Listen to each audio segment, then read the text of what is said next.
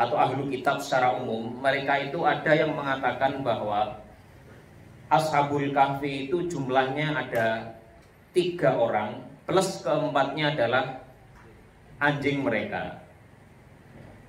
Wa yaquluna, dan sebagian di antara mereka juga ada yang mengatakan bahwa Ashabul Kahfi itu jumlahnya khamsatun, ada 5, sadisuhum kalbuhum, yang mana yang keenam itu adalah anjing mereka, rajmam bil ghaibi, sebagai bentuk mengira-ngira saja terhadap hal yang gaib. Jadi orang-orang dari ahlu kitab itu mereka ada yang menebak-nebak jumlah daripada Ashabul Kahfi itu, ada yang mengatakan 3, yang keempatnya adalah anjingnya, dan ada yang mengatakan itu jumlahnya 5, yang keenam adalah anjingnya.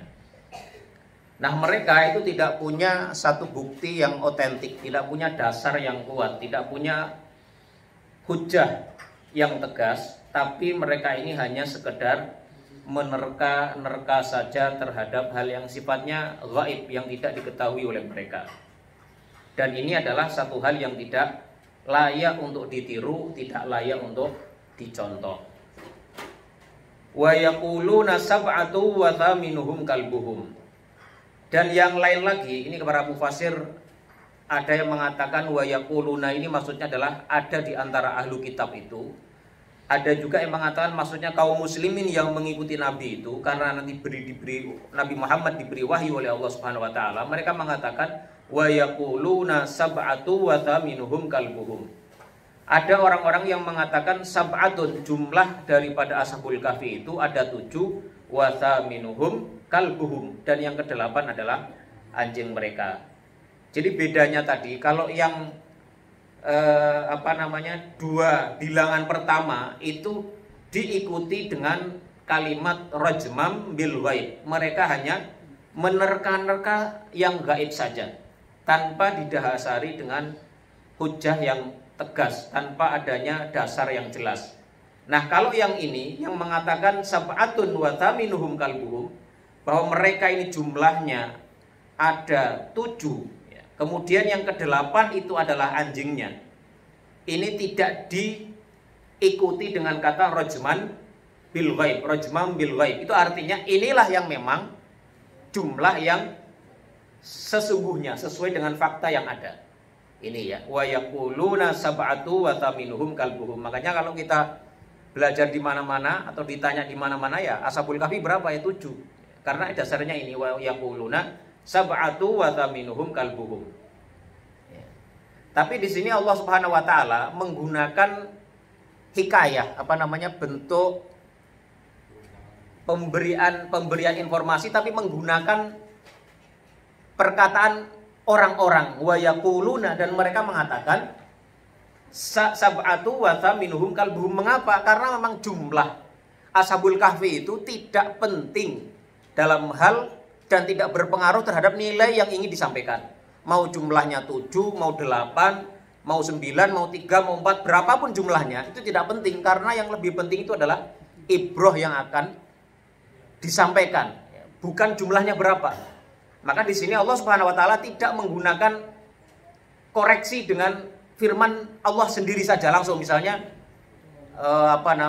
pokoknya tidak disebutkan sebagai Allah yang memberikan pernyataan bahwa mereka ada 7, yang ke-8 adalah anjingnya, tetapi menggunakan hikayah. Orang-orang itu mengatakan, ya, sebagian di antara mereka mengatakan sab'atu wa thaminuhum kalbuhum, jumlahnya 7, yang ke-8 adalah anjingnya.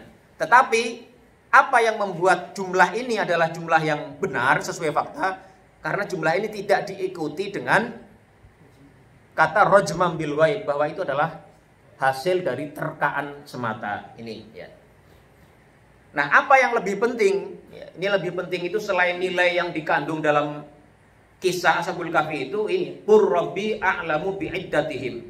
Katakanlah wahai Nabi Muhammad, ini perintah kepada Nabi Muhammad. Setiap perintah kepada Nabi Muhammad itu adalah perintah kepada umatnya, kecuali ada hal-hal lain yang membuktikan atau menjadi dasar bahwa itu hanya khusus untuk beliau.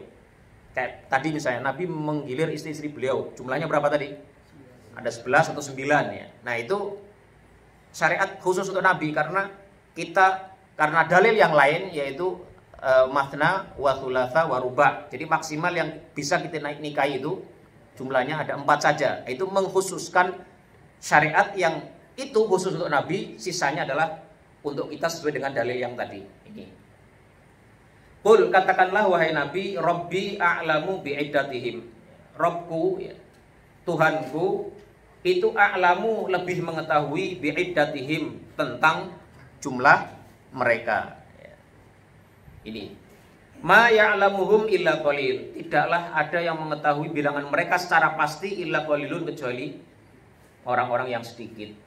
Ini. Fala tumari fihim, maka janganlah engkau berbantah-bantahan fihim tentang hal mereka, yaitu tentang Ashabul Kahfi itu. Illa mira'an zahira, kecuali perbantahan yang zahir. Ini mengenai perbantahan yang zahir ini para ulama ya, para mufassirun berbeda pendapat.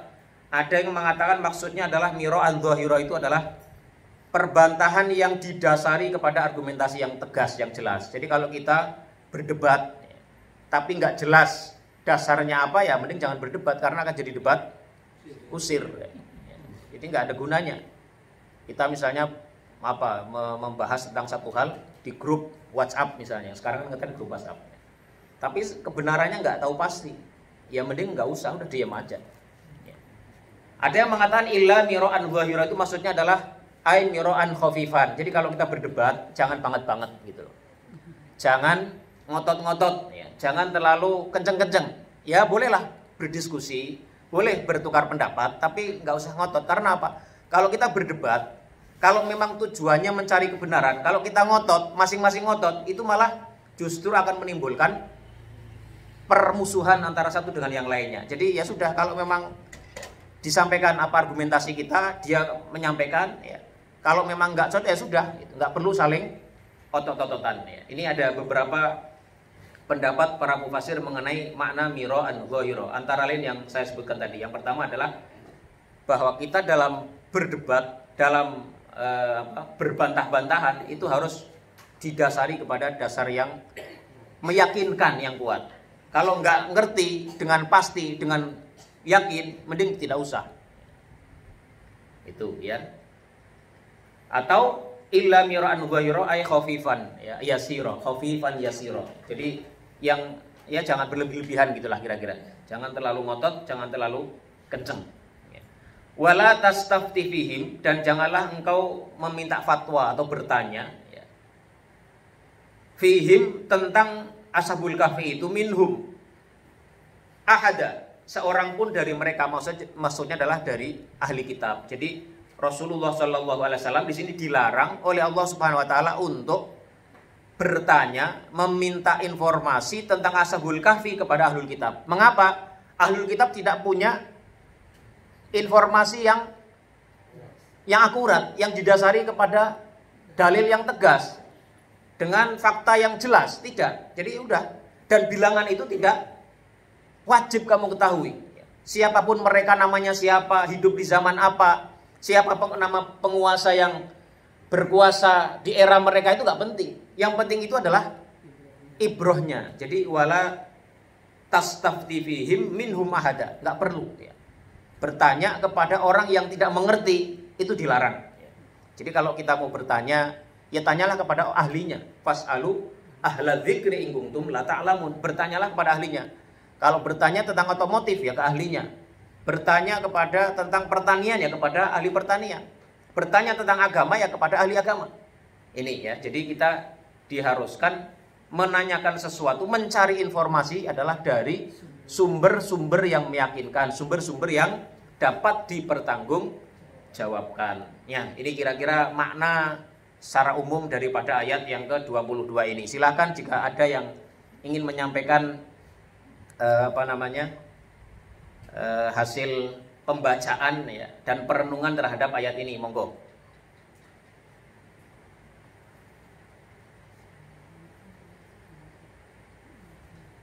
Ada? Saya hitung sampai 3. Ya kalau ada silahkan. Ya. 1, 2, ya silakan. Ini kalau saya coba menafsirkan ayat 22 ini, pertama sampai dengan kita harus mengajak sesuatu kepada yang ahlinya, itu yang pertama. Yang kedua, kalau kita tidak punya dasar yang kuat terhadap persoalan, tidak usah berdebat. Yang ketiga adalah yang paling penting mencari, kalau kita belum menemukan suatu topik persoalan, cari apa yang tidak seperti itu aja yang dibahas, nggak usah melenceng ke mana-mana. Sehingga kadang-kadang kalau kita dalam bersuara, kadang-kadang topiknya A tapi ini sampai ke D gitu. Ini yang menjadi fokus yang jadi seperti inti dari yang disampaikan juga itu apa sih sebenarnya, bukan masalah jumlah orang yang berarti ada yang lebih daripada dari jumlah orang itu. Iya, itu bisa. Ini juga sejalan dengan diskusi Ashabul Kahfi sendiri. Itu sudah kita bahas pada ayat yang ke ini ya, yang ke mana kemarin itu, ke 19 ya. Betul. Jadi ketika mereka saling bertanya-tanya, mereka bertukar pandangan atau berbeda pendapat tentang berapa lama mereka tinggal. Ada yang mengatakan ya, qalu labithna yauman aw ba'dha yaum. Ada yang mengatakan sehari, ada yang mengatakan setengah hari. Akhirnya itu nggak penting ya. Udah, qalu rabbukum a'lamu bima labithtum. Katakanlah, Rob kamu lebih tahu tentang berapa lama kalian berdiam di situ. Fab'atsu ahadakum biwariqikum. Udah, yang lebih penting adalah saat itu udah mencari makanan untuk mengembalikan energi mereka. Betul itu. Ya. Terima kasih Pak Nasburi. Ada yang lain?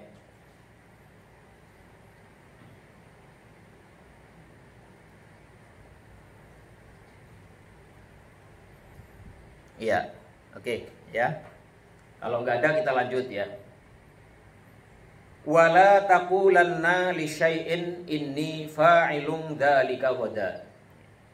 Dan janganlah sekali-kali engkau mengatakan li syai'in terhadap sesuatu yang akan datang, ini maksudnya ya. Inni fa'ilun dzalika ghadan. Sesungguhnya aku fa'ilun pasti akan melakukan dzalika, hal itu ghadan, besok pagi. Ini ayat ini diturunkan oleh Allah Subhanahu wa taala sebagai bentuk teguran kepada Nabi Muhammad SAW, yang mana beliau itu menurut riwayat Asbabun Nuzul, ketika beliau ditanya oleh orang-orang musyrikin Mekah pada zaman itu, mereka bertanya tentang Ashabul Kahfi, mereka bertanya tentang Zulkarnain, mereka bertanya tentang Ruh. Nabi pernah mengatakan, Nabi saat itu menjawab, akan aku kabarkan kepada kalian, jawabannya besok. Ternyata Allah Subhanahu wa taala tidak menurunkan wahyu kepada beliau sampai 15 hari lamanya kurang lebih. Jadi selama 15 hari Rasulullah SAW menunggu-nunggu wahyu dan informasi dari Allah Subhanahu wa taala untuk menjawab atau untuk memenuhi janji beliau untuk menjawab pertanyaan-pertanyaan dari orang-orang musyrik Quraisy saat itu. Dan ternyata Allah baru menurunkan jawabannya 15 hari setelah hari yang dijanjikan oleh Rasulullah kepada orang-orang kafir, orang-orang musyrik Quraisy saat itu. Dan ini kemudian menjadi teguran kepada Nabi Muhammad SAW. Nabi Muhammad itu kan maksum. Maksum itu maksudnya adalah seseorang yang dijaga dari dosa. Kalau sekali beliau melakukan kesalahan, langsung ditegur oleh Allah Subhanahu wa taala.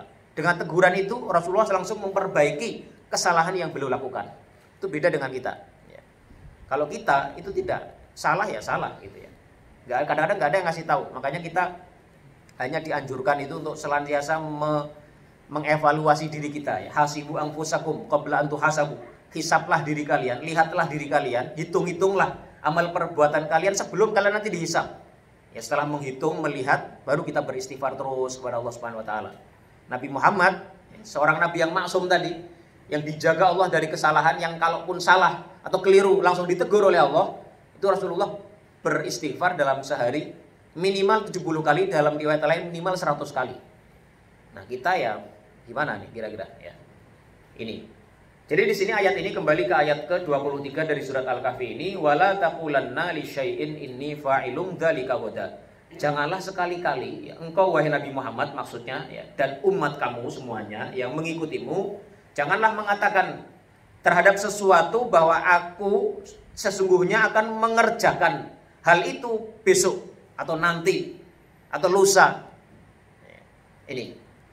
Kemudian dilanjutkan ayat ini, illa ayyasha Allah, kecuali dengan mengatakan insya Allah. Illa ayyasha Allah, kecuali dengan mengatakan insya Allah atau bimasyiatillah.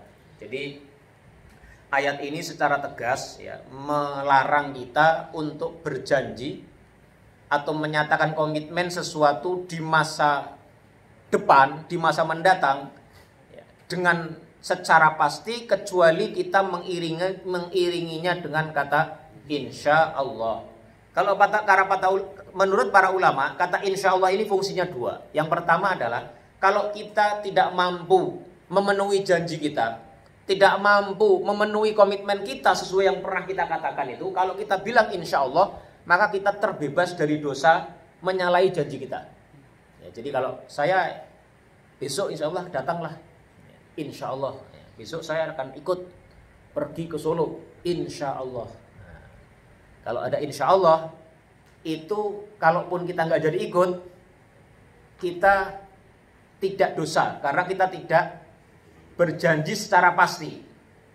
Pun pula kalau umpama kita bersumpah ya, menurut para ahli fikih ini kalau mengambil dari ayat ini, saya bersumpah atau saya bernazar kalau anak saya lulus ya, di perguruan tinggi negeri pada tahun ini, saya akan puasa 3 hari insya Allah.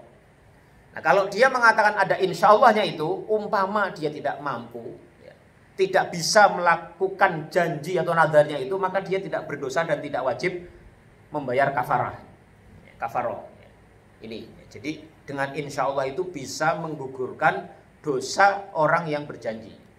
Tapi bukan kemudian insya Allah ini menjadi cara kita untuk berkelit. Ya, ini jangan hati-hati. Kata insya Allah itu kita membawa nama Allah. Jadi jangan buat main-main. Kadang saya udah bilang insya Allah, ya udahlah. Akhirnya ya insya Allah. Jadi di Arab itu ada istilah insya Allah bukroh ma'alis, IBM. Insya Allah bukroh itu besok. Jadi orang Arab kalau bilang bukroh, misalnya kita datang ke satu kantor untuk ngurus satu prosedur lah, pengurusan sesuatu, bukroh gitu bilang. Kapan ini selesai bukroh? Bukroh itu besok. Besok itu bisa berarti besok ya, atau lusa, besok lusa atau besok entah kapan ya. Cuma makanya mereka dikenal itu insya Allah, atau bilang insya Allah itu bisa Allah ya, nggak mesti insya Allah benar dilaksanakan atau tidak. Bukroh, habis itu nanti bilang ma'alis itu maaf, ternyata sudah bilang besok tapi ternyata besoknya bukan besok beneran tapi besok nanti yang kita nggak tahu kapan selesainya. Nah ini jangan sampai ya kita diberi pengajaran ya, untuk selalu mengatakan insya Allah. Bukan berarti itu kemudian menjadi bahan kita untuk mempermainkan janji kita ya, karena itu kita membawa nama Allah dalam janji kita. Itu artinya adalah yang kedua tadi manfaatnya, yang pertama selain untuk menggugurkan kafaroh dan menggugurkan dosa dari janji atau nadar kita, yang kedua adalah dengan menisbatan janji kita kepada Allah, justru kita di situ hati kita berharap Allah Subhanahu wa taala akan menolong kita dengan masyiahnya untuk agar janji dan komitmen kita itu terlaksana. Jujur dengan kata insya Allah itu ya, menurut para ahli ulama, kalau kita baca beberapa kitab tafsir itu, mereka mengatakan justru dengan insya Allah itu kalau kita ucapkan dengan sepenuh hati, itu adalah bentuk cara kita memasrahkan janji kita, urusan kita kepada Allah semata, dan pada gilirannya nanti Allah lah yang akan menolong dan memudahkan kita untuk melaksanakan janji kita itu. Ini ya, wala taqulanna li syai'in inni fa'ilun dzalika hudan illa ayyasha Allah. Ini ya. Jadi kita diharuskan mengatakan insya Allah untuk sesuatu yang kita janjikan akan kita lakukan. Nah, kata insya Allah ini ya dianjurkan untuk sesuatu yang akan dilakukan di masa mendatang. Ada kekeliruan orang mengatakan satu hal yang sudah berlalu dengan insya Allah nggak pas. Misalnya, kamu puasa nggak? Saya puasa insya Allah, itu nggak pas. Karena apa? Karena orang puasa ya saat itu dia sudah berpuasa. Namanya orang dari pagi sampai misalnya nih, silakan minum. Oh maaf, saya insya Allah lagi puasa. Atau insya Allah saya sedang puasa, itu nggak pas. Atau bilang misalnya insya Allah husnul khotimah. Orang sudah meninggal nih, meninggalnya kemarin. Kita sekarang bilang insya Allah husnul khotimah. Jadi dia husnul khotimah kalau Allah berkehendak. Kan husnul khotimah sudah selesai dia, sudah terjadi kemarin. Jadi tidak pas ya. Kalau kita mudah-mudahan husnul khotimah itu bisa, tapi kalau insya Allah husnul khotimah itu nggak pas. Kalau orangnya lagi mau meninggal, nah insya Allah husnul khotimah itu pas. Jadi kata insya Allah itu adalah untuk sesuatu yang akan datang. Apa yang ya future tense lah ya, untuk sesuatu yang akan kita jalankan atau belum terjadi. Kalau sedang atau sudah berlalu itu nggak pas. Nabi kan mengatakan kalau misalnya kalau kalian dicela oleh orang atau diajak bertengkar oleh orang ya, maka katakanlah faliyakul inni shaim. Maka katakanlah bahwa aku adalah orang yang sedang berpuasa. Di situ tidak inni shaim insyaallah enggak. Tapi ini shaim, kalau saya sudah dari pagi sampai siang nggak makan, nggak minum, berniat puasa ya artinya saya sedang puasa. Nggak perlu bilang insya Allah, sudah dilakukan. Urusan nanti batal ya puasanya batal gitu aja. Itu kan, jadi itu ya. Jadi kata insya Allah itu untuk sesuatu yang akan datang atau yang akan terjadi. Ini ya.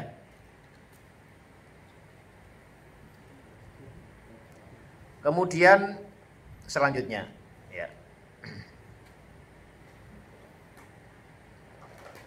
Kemudian illa ayyasha Allah wadhkur rabbaka ya, wadhkur rabbaka idza nasita ya. Dan sebutlah atau ingatlah kepada Tuhanmu, Rabbmu idza nasita jika engkau lupa.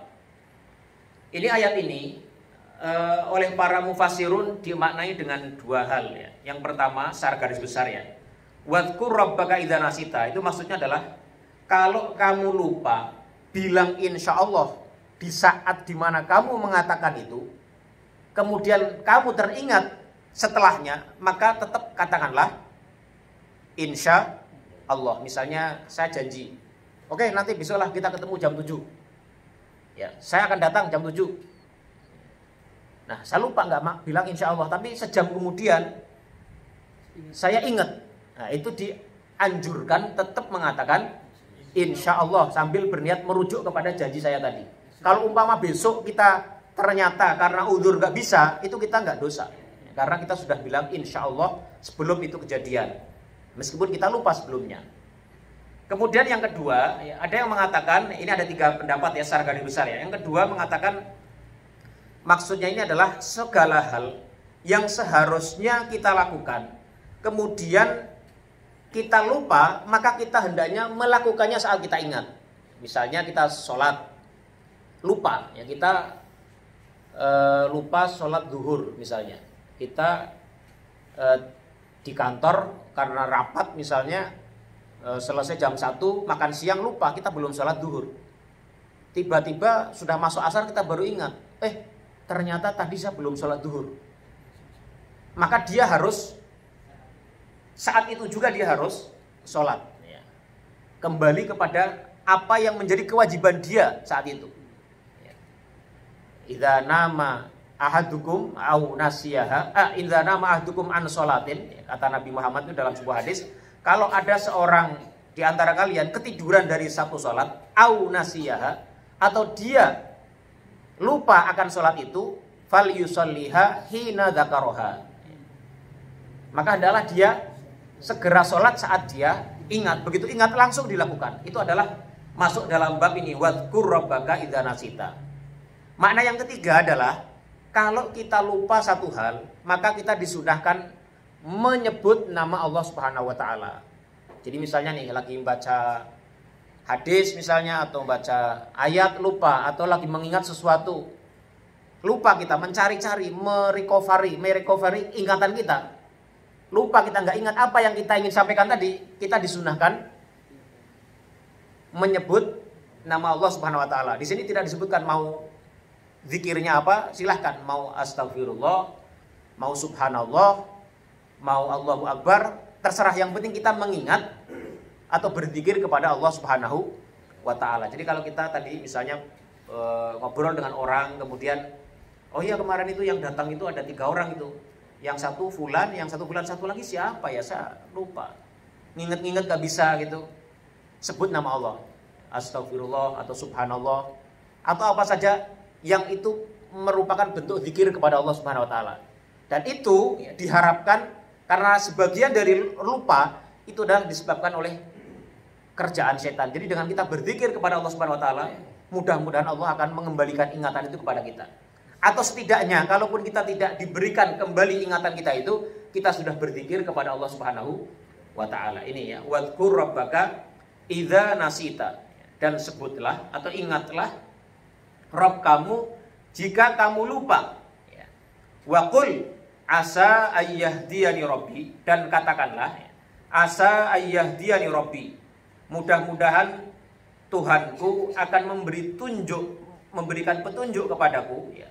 Li aqraba min hadza rasyada, agar aku lebih dekat daripada kebenaran. Jadi ini perintah daripada Allah Subhanahu wa taala kepada Nabi Muhammad sallallahu alaihi wasallam untuk tidak ya tadi mengatakan satu hal yang akan datang, janji, komitmen, rencana ya, kecuali diiringi dengan kata insya Allah ya. Dan kemudian kalau kita lupa mengucapkan insya Allah, kita dianjurkan untuk mengatakannya kapan kita ingat. Itu. Atau saat kita lupa ya, melakukan sesuatu atau menyebut sesuatu, maka hendaklah kita menyebutkan atau berzikir kepada nama Allah Subhanahu wa taala. Ini ayat yang ke-24. Silakan jika ada yang ingin menyampaikan pandangan terhadap ayat ini atau hasil kontemplasi terhadap ayat ini.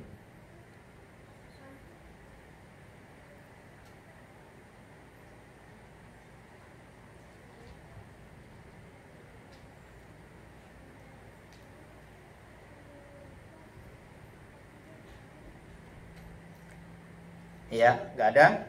Ya, ini jadi sekali lagi ini ayat ini sangat penting ya, memberikan guidance ya, petunjuk kepada kita dalam menjalankan banyak hal dalam kehidupan kita sehari-hari yang sering kita alami ya, khususnya dalam atau hal yang terkait dengan janji kita, komitmen kita ya, adalah kita menggantungkannya kepada Allah Subhanahu wa taala. Sekali lagi ini kata insya Allah bukan hal yang sepele, tapi dia adalah ekspresi dari keyakinan bahwa masyiah kita itu adalah hanya bisa terjadi kalau itu disetujui dengan masyiah Allah Subhanahu wa taala, dengan kehendak Allah Subhanahu wa taala. Ini seperti dalam surat apa itu? Wa ma tasyauna illa ayyasha Allahu rabbul alamin. Dan tidaklah kalian semua bisa berkehendak kecuali kehendak itu juga dikehendaki oleh Allah Subhanahu wa taala. Jadi kalau dalam Ahlussunnah itu kita memiliki kehendak. Jadi manusia itu bukan seperti kaum Jabariyah yang mengatakan orang itu nggak punya kehendak. Jadi segala gerak-gerik kehidupannya itu murni dari Allah Subhanahu wa taala. Atau Qadariyah mengatakan itu enggak, manusia bertanggung jawab penuh secara atas apa yang dia lakukan karena Allah telah menitipkan kekuasaan ikhtiar kepada dia. Nah, kalau kita Ahlussunnah itu enggak. Jadi ikhtiar kita itu, kita manusia punya ikhtiar. Buktinya apa? Saya mau ngambil HP ini, memegang. Kalau saya nggak punya niat untuk memegang, ya nggak akan kepegang sampai sekarang.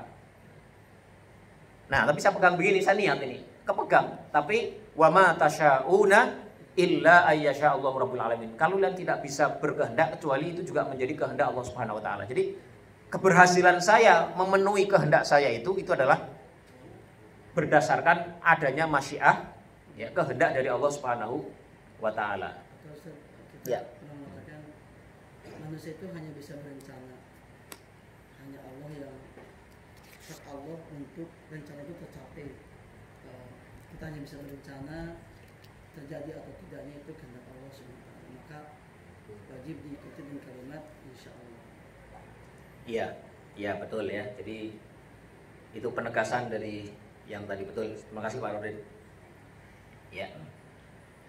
Ya, ini insya Allah ini dulu pernah ramai juga itu orang berdebat tentang bagaimana cara nulis insya Allah yang benar. Ada yang insya Allah, ada insya Allah, ada yang insya Allah ya. Itu gimana?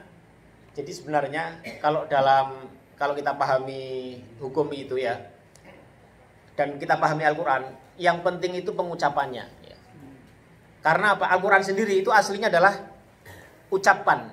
Al-Quran itu diturunkan pada Nabi Muhammad itu dalam bentuk ucapan ya. Jadi bukan tulisan. Tulisan itu kemudian wujud dari ucapan. Makanya kalau dulu orang menulis tanpa ada titik, ya nggak apa-apa. Karena yang penting bacaannya benar. Orang menulis insya Allah dengan ISA misalnya, insya Allah maksudnya, ya nggak apa-apa. Yang penting bacanya insya Allah. Atau SAW Sallallahu Alaihi Wasallam, boleh nggak? Memang ada sebagian ya yang mengatakan kalau nulis SAW Sallallahu Alaihi Wasallam itu harus semuanya Sallallahu Alaihi Wasallam. Ya, karena jangan disingkat. Ya, tapi kalau saya pribadi lebih cenderung mengikuti pendapat bahwa itu boleh. Mengapa? Karena itu adalah simbol. Ucapannya apa? Kalau ucapannya salah ya salah. Mau tulisannya benar, kalau kita ngucapinnya salah ya salah. Ya. SWT ya, Subhanahu wa Ta'ala misalnya kan. Ya itu. Sama, kalau selama ini orang tahu SWT itu adalah maksudnya Subhanahu wa Ta'ala, ya nggak apa-apa, SWT. Insya Allah mau ditulis insya Allah gitu ya, ya nggak apa-apa. Mau insya, yang penting bacanya benar, insya Allah. Jika sya'a Allah, berkehendak Allah Subhanahu wa Ta'ala. Jika Allah Subhanahu wa Ta'ala menghendakinya, itu ya. Lanjut ayat yang ke-25. Walabithu fi kahfihim salasa mi'atin sinina wazdadu tis'a. Dan mereka ini kemudian Allah Subhanahu wa Ta'ala setelah menyinggung mengenai jumlah mereka ya, ini juga kembali menyinggung hal-hal lain ya yang menjadi aspek-aspek yang terkait dengan Ashabul Kahfi yang sebenarnya tidak terlalu penting tapi banyak dibicarakan oleh orang, khususnya ahli kitab zaman itu. Tadi jumlahnya ada yang mengatakan 3, ada yang mengatakan 4 dan lain-lain. Nah, sekarang masuk ke dalam berapa lama mereka tinggal. Ini disebutkan dalam ayat ini, walabithu fi kahfihim salasa mi'atin sinina wasdadu tis'a. Dan mereka tinggal di dalam gua mereka salasa mi'atin sinina, selama 300 tahun, wasdadu tis'a, dan mereka menambahkan tis'a, angka 9 tahun. Jadi Ashabul Kahfi itu tinggal di dalam gua itu selama 309 tahun. Nah, mengapa Al-Quran mengatakan 300 dan mereka menambahkan 9? Itu kemarin sudah kita singgung. Ini diantaranya adalah mengandung i'jaz ya, satu mukjizat bahwa Al-Quran itu secara presisi ya, secara akurat menghitung tahun ya, yang kalau tahun 300 itu adalah hitungannya dengan tahun peredaran matahari atau tahun Syamsiah yang banyak digunakan oleh orang-orang Masehi. Orang-orang Masehi itu, orang-orang Romawi juga, itu mereka menggunakan peredaran matahari ya, penghitungan tahunnya dengan peredaran matahari.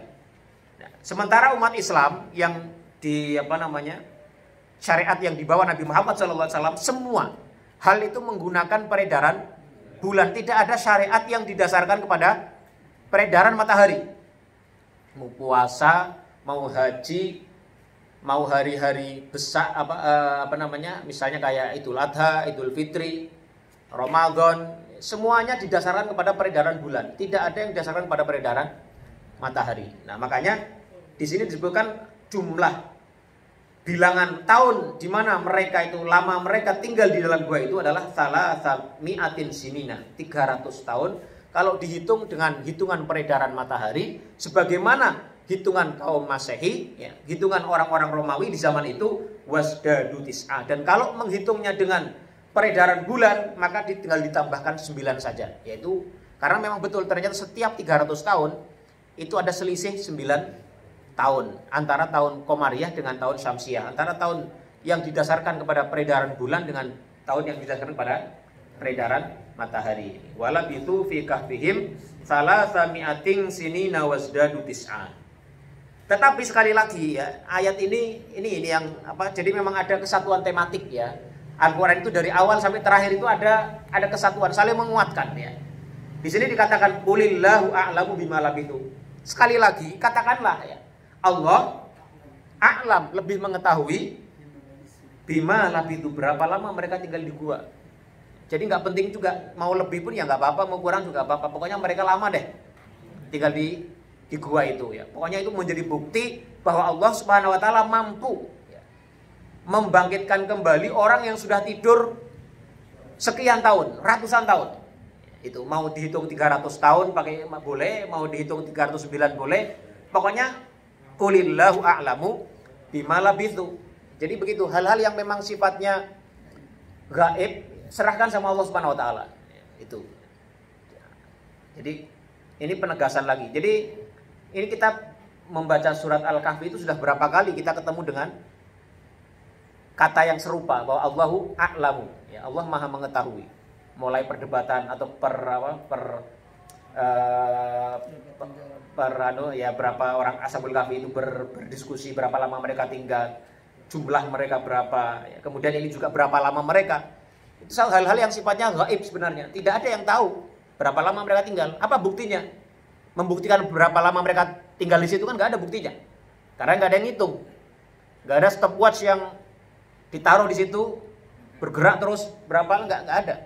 Ya makanya qulillahu a'lamu bima labithu. Jadi kita harus memahami itu ya, menyadari seperti itu. Konsepnya kalau kita tidak tahu persis sesuatu yang memang bukan menjadi ranah kita, udah serahkan sama Allah Subhanahu wa taala. Allahu a'lam. Itu. Lahu ghaibus samawati wal ardi. Lahu miliknya lah ya, ghaibus samawati wal ardi. Semua yang gaib, yang tersembunyi ya, baik di langit maupun di bumi. Kata gaib itu adalah sesuatu yang tidak terlihat atau diketahui dengan kasat mata. Makanya hutan ya, hutan itu dalam bahasa Arab ghabah. Ghin alif ba tak marbutah ghabah. Mengapa hutan itu disebut dengan ghabah? Karena hutan itu pohonnya tinggi-tinggi sehingga orang memandang itu nggak ngerti apa yang ada di balik pepohonan itu. Jadi kalau dalam bahasa Arab itu setiap kata itu selalu mengandung filosofi. Ya, misalnya ghaib. Kenapa ghaib? Ghaib itu adalah sesuatu yang di luar jangkauan indera manusia. Itu ghaib. Ya, makanya hal-hal lain pun itu kadang disebut dengan ghaib karena memiliki makna yang sama. Ya, misalnya itu hutan dalam bahasa Arab disebut dengan ghabah. Ya, karena dia hutan itu pohonnya besar-besar, tinggi-tinggi. Ya. Kita nggak bisa melihat secara kasat mata apa yang dibalik pohon-pohon itu. Itu ya. Lahu ghaibus samawati wal ardi. Dialah yang mengetahui atau miliknya lah ya, hal-hal yang gaib baik di langit maupun di bumi. Dalam sebuah hadis itu Rasulullah menjelaskan bahkan dalam ayat ya, dalam satu ayat itu Allah Subhanahu wa taala bahkan mengerti betul, tahu betul. Wa ma tasqutu min waraqatin illa ya'lamuha. Kalaupun ada daun jatuh ya, dimanapun mau di hutan Amazon atau di alun-alun, ada satu daun jatuh saja itu Allah tahu. Untuk menjelaskan betapa detail dan pastinya ilmu Allah Subhanahu wa taala. Pengetahuan Allah sangat detail sekali. Bahkan satu daun yang jatuh ya, itu diketahui oleh Allah Subhanahu wa taala. Wa ma tasqutu min waraqatin illa ya'lamuha. Ini ya. Absir bihi wa asmi. Alangkah terang atau alangkah maha melihat ya Allah Subhanahu wa taala, wa asmi, dan alangkah pula maha mendengar. Dia itu maha mendengar. Ini dalam bahasa Arab itu namanya sighah ta'ajjub ya. Sighah satu frasa yang ingin mengungkapkan sesuatu yang superlatif itu dengan seperti kata kerja ya. Absir bihi wa asmi ya. Betapa dahsyat, betapa luar biasa penglihatan Allah Subhanahu wa taala, wa asmi, dan juga betapa tajam atau betapa jeli atau betapa hebat juga pendengaran Allah Subhanahu wa taala. Ma lahum min dunihi mi wali. Tidaklah ada bagi mereka, yaitu maksudnya adalah Ashabul Kahfi. Hum itu mereka adalah Ashabul Kahfi. Min duni, selain Allah Subhanahu wa taala, mi wali, dari seorang pelindung. Jadi Ashabul Kahfi itu tidak ada seseorang pun, tidak ada satu pihak pun yang melindungi, yang mengurusi urusan mereka selama mereka 309 tahun berada di gua itu, kecuali Allah Subhanahu wa taala. Ma lahum min duni, tidaklah seorang pun dari mereka selain Allah Subhanahu wa taala itu bisa atau ikut campur menjadi pihak dalam hal melindungi ashabul kahfi. Wala yusyriku fi hukmihi ahada, dan tidaklah pula bersekutu fi hukmihi, dalam menetapkan keputusannya, ahadan, seorang pun di antara manusia. Jadi Allah Subhanahu wa taala itu tadi ini penegasan di ayat 26 ini, Allah itu Maha tahu, kemudian Allah Maha memiliki dan Maha menguasai termasuk hal-hal yang gaib, baik di langit maupun yang di bumi. Sangat dahsyat, luar biasa penglihatan dan pendengaran Allah Subhanahu wa taala.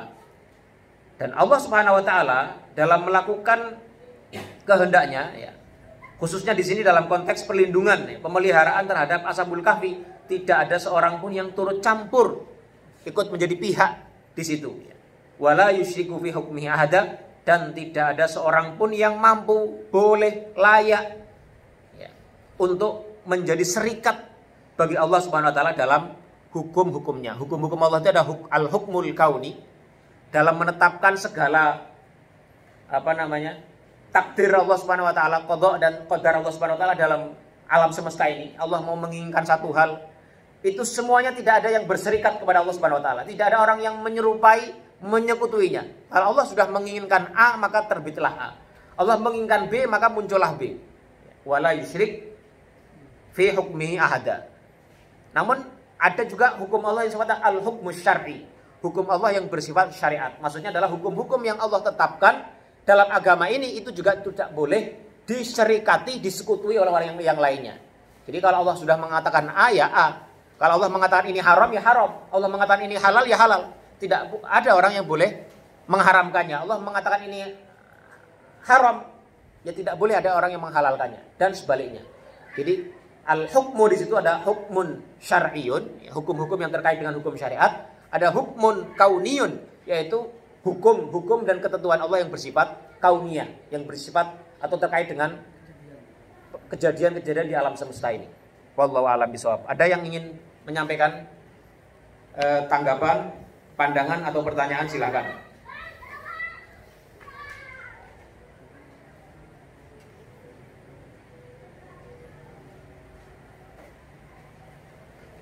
Ya kalau nggak ada, ini berarti kita sudah selesai ya mengkaji kisah Ashabul Kahfi. Jadi Ashabul Kahfi ini dimasukkan dalam kisah pertama dalam surat Al-Kahfi ini. Surat Al-Kahfi dalam pengantar kita di awal dulu adalah disebut sebagai surat yang melindungi kita dari fitnah, ya, Al-Kahf, gua. Maka maknanya sama dengan fungsinya, yaitu sebagai pelindung dari fitnah. Dan di sini ada beberapa fitnah-fitnah yang akan banyak dijumpai oleh umat manusia. Yang pertama adalah fitnah yang akan menimpa agama seseorang. Dan ini ceritanya adalah dalam Ashabul Kahfi. Dicontohkan bagaimana seseorang menghadapi ujian yang menimpa keyakinan dan agama masing-masing. Dan ini juga menjadi contoh ya, bagaimana orang itu kalau orang yang mengalami cobaan itu tidak setara dengan orang yang mengganggu dia, itu bagaimana cara menghadapinya. Ini ditunjukkan dengan Ashabul Kahfi. Nanti ada kalau orangnya setara bagaimana, kalau orang yang benar itu lebih tinggi daripada yang pelaku kejahatan bagaimana. Ini akan dijelaskan pada ayat-ayat setelahnya dalam surat Al-Kahfi ini, insya Allah ya.